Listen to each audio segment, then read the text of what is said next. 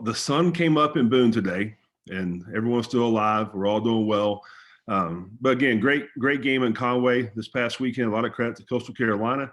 They did the things they had to do to win, and we turned the ball over and gave 3 big plays up on defense that resulted in 185 yards.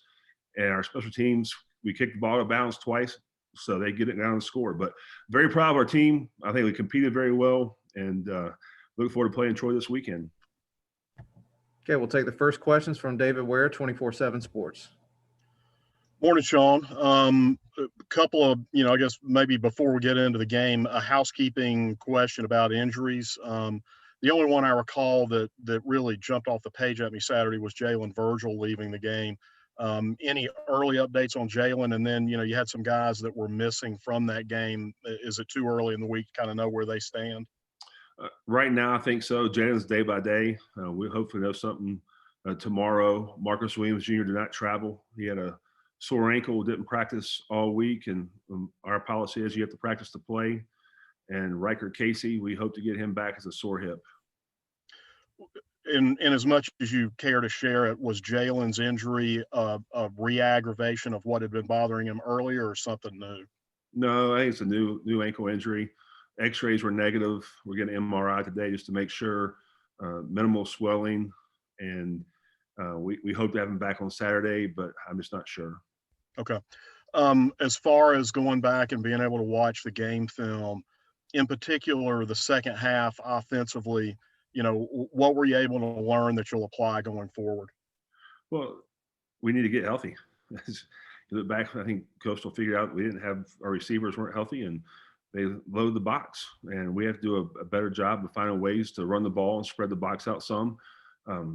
But again, I thought our guys played hard. I mean, it just came down to, if you really look at it, it came down to a few plays, and turnovers are key. Pre-snap penalties is another thing we had issues with. And, we give up 3 plays for 185 yards on defense. If you take those 3 plays away, they have 160 yards of total offense.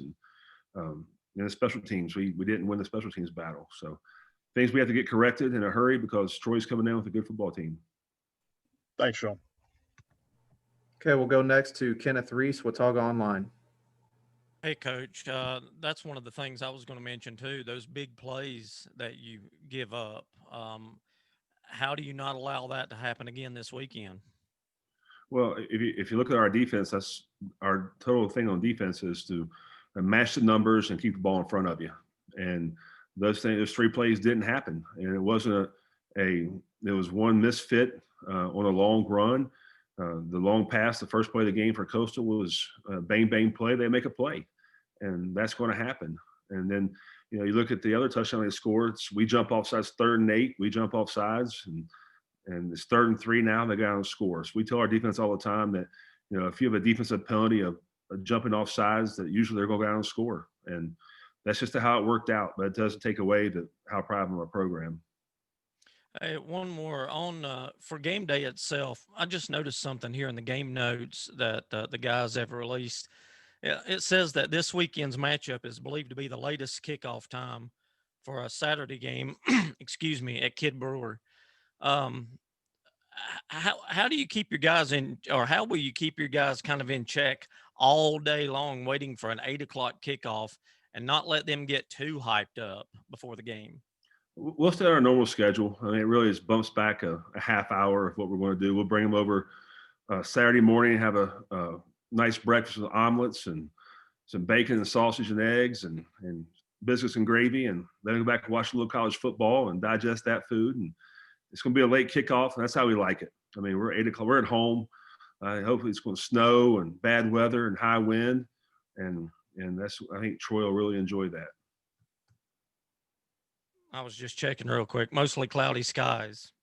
No chance of snow. Oh, you have the wrong weather report. Thanks, Coach. Okay, we'll go next to Ethan Joyce, Winston-Salem Journal. Hey, Shawn. First off, we kind of talked about this after the game, just mentioning that, this scenario of, not controlling the destiny has App's been in that before. But I wonder, just from, being an assistant coach on the staffs that dealt with that and now being the head coach, what's kind of changed as far as, your your role in making sure that you guys realize that you still got to take care of business and you just got to see what happens by the end of it? Well, I told our guys last night, you can't read your own obituary. Right now, everyone thinks we're not very good. And we know different. In this building, we know different. And we're still right in the hunt of it. I've been here, this is my 5th year, or 4 years previous to that, we've always lost a conference game. But you can't let one loss result in 2. And our guys came in yesterday with a great attitude, and they were a little down, but put a smile on your face. I mean, we have so much to be thankful for. And people forget, I mean, Zach Thomas is 29-5 as a starter at Appalachian State. There's only 2 other quarterbacks in all of college football that have that kind of record. And we have all the tools we have and all the weapons we need to be successful. And we have to go out and execute at a higher level and enjoy it. And if we do that, I think we'll be fine. Going off that point a little bit, I know, the injuries have just kind of lingered with the skill position players on the offensive side. And, when we've talked after like the Marshall game and the Coastal game, even Georgia State, we talked about, how they stack the box and made the run more difficult. And I just wonder, is there concern that that's a combo that's going to be hard to overcome if the injuries kind of continue to stay the way they have? Well, they're all good coaches we go against, and they see what's going on right now, and I'm sure they'll have a game plan for it. And we have just to keep making plays, and we'll do a great job of formatting people and try to loosen the box up a little bit. But with all that said, at Coastal, it really comes down to 3 or 4 plays, and it's a whole different game. I mean, and that is turnovers and big plays. And again, that's what it came down to. And we can sit here and complain about all we want to, but if we fix that, it's a different story. And I'm proud of our guys the way they competed. I want to ask you about Nate Noel really quick. It seemed like he got some time in the kind of late game there where he kind of did help stretch the field out long ways a little bit. I wonder if, is that kind of something that, we might see from him going forward? Just him trying to help that stretch a little bit across the field. Yes, he's a valuable part of our game plan now. When Daytrick's out and Marcus Williams Jr. don't play, Cam Peoples, he rushed the ball for 15 times for 170 yards the first half, and that's a lot of yards for a half of football. And I thought Nate came in, gave us a spark, and the more reps he gets, he's going to be better. And I think he's a dynamic player that can help us in the passing game and the running game. So we're very pleased with where he is right now. Thanks, Shawn. Okay, next question will be Mike Solarte, Spectrum News. Thanks. Hey, Coach. Touched on the injuries in the skill positions. Has that kind of been, I mean, it's not ideal, but has it been a blessing in disguise that those 2s and the 3s are getting those quality reps now and having the opportunity, and maybe even 4s, I mean, depending on how deep you have to go in some spots? I'm not sure if it's a blessing. I love to have all those guys back and playing, but those guys are young. I look at Christian Horn and Christian Wells. They're getting better every single week.